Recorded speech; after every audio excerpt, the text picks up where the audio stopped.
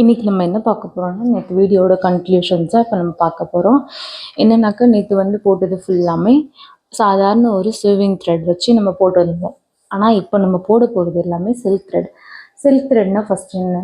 Silk த்ரெட்டுன்றது சிம்பிளாக சொல்லணுன்னாக்கா, வீட்டில் ஒரு சில்க் சாரீ இருக்குது. அந்த சில்க் சாரீ வந்து நம்ம எப்படி சேஃப்டியாக வச்சுக்கிறோமோ, அதே மாதிரி சில்க் த்ரெட்டை சேஃப்டியாக ஹேண்டில் பண்ணணும்.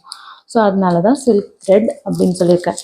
இந்த த்ரெட்டு வந்து நான் ஆல்ரெடி யூஸ் பண்ணிட்டேன். ஸோ இதுக்கு மேலே இப்படி ஒரு கவர் போட்டு இருந்தது. இந்த கவரை நான் ரிமூவ் பண்ணிட்டேன்.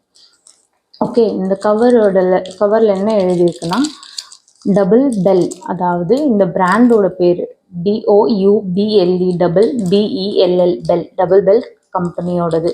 அந்த பிராண்டோட நேம் டபுள் பெல்.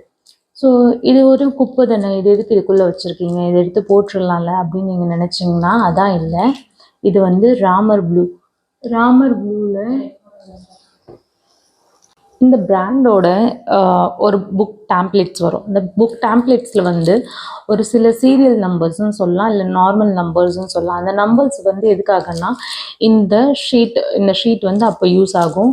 ஃபஸ்ட்டு நான் இந்த த்ரெட்டோட கலர் சொல்லிடுறேன் அண்ட் த்ரெட்டோட ஷேட்ஸோட பேர் சொல்லிடுறேன். இது வந்து ராமர் ப்ளூன்னு ஒருத்தர் சொல்லுவாங்க, ஒருத்தர் வந்து பீகாக் ப்ளூன்னு சொல்லுவாங்க. ஒருத்தருக்கும் ஒரு கலராக இது இருக்கும். ஸோ நீங்கள் கடையில் போய் சொல்லும்போது உங்களுக்கான ராமர் ப்ளூ வந்து இதுவாக இருக்கலாம். எக்ஸாம்பிள், அவங்களுக்கு வந்து ராமர் ப்ளூ வந்து இதாக இருக்கலாம். ஸோ இது ரெண்டும் நீங்கள் மேட்ச் பண்ணி பார்க்கும்போது டிஃப்ரெண்ட்டாக இருக்கும். எனக்கு இந்த கலரில் அந்த கலர் இல்லை அப்படின்னு சொல்லி கன்ஃபியூஸ் பண்ணுறதை விட, எனக்கு டபுள் பெல் பிராண்டோட 75 வேணும். 75 அதாவது இந்த கலருக்கு பர்டிகுலர் இந்த கலருக்கான நம்பர் வந்து 75. இதோட ஒரு ஷேட் அதிகமாக இல்லை கம்மியாக, எக்ஸாம்பிளுக்கு அதிகமாக இல்லை கம்மியாக இருந்துச்சுன்னா அந்த ஷேடோட பேர் வந்து 75Lன்னு வச்சுக்கலாம். ஸோ அந்த எல்ன்றது இதோட ஒரு ஷேட் அதிகமாகவும் இருக்கலாம், கம்மியாகவும் இருக்கலாம். அப்போ நீங்கள் இதே மாதிரி தான் இருந்துச்சுன்னு சொல்லி நீங்கள் வாங்கிட்டு வந்துடுவீங்க. ஆனால் நீங்கள் ப்ளவுஸில் போடும்போது ரொம்ப டிஃப்ரென்ஸ் இருக்கும். ஒரு நார்மலான நூல் வந்து மொத்தமாக பார்க்கும்போது அதோட கலர் வந்து டிஃப்ரெண்ட் ஆகவும், அது சிங்கிள் ஸ்டான்ஸால் பார்க்கும்போது அதோட கலர் வந்து கொஞ்சம் வித்தியாசமாகவும் இருக்கும்.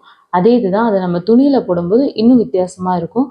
அது நான் உங்களுக்கு இந்த ஒரு சின்ன ஒரு லைனில் உங்களுக்கு போட்டு காட்டியிருக்கேன். ஸோ இதுக்கும் டிஃப்ரென்ஸ் நிறைய தெரியும். நேரில் பார்த்து எடுத்துகிட்டு வரும்போது அது கொஞ்சம் கரெக்டாக இருக்க மாதிரி இருக்கும், ஆனால் கரெக்டாக இருக்காது.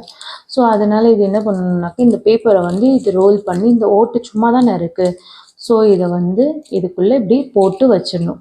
இஃப் நீங்கள் போட்டு வச்சிட்டிங்கன்னா இந்த நூல் ஆயிடுச்சு, அச்சோ நூல் ஆயிடுச்சு, அப்போ இந்த கடைசி கண்டு இருக்குமே, அப்போ இது வந்து இப்படி வச்சு இப்படி சும்மா தள்ளினாக்கா இந்த பக்கம் வந்துடும். சாதாரண பென்சில் எதை வச்சு தள்ளினாலும் அது வந்துடும்.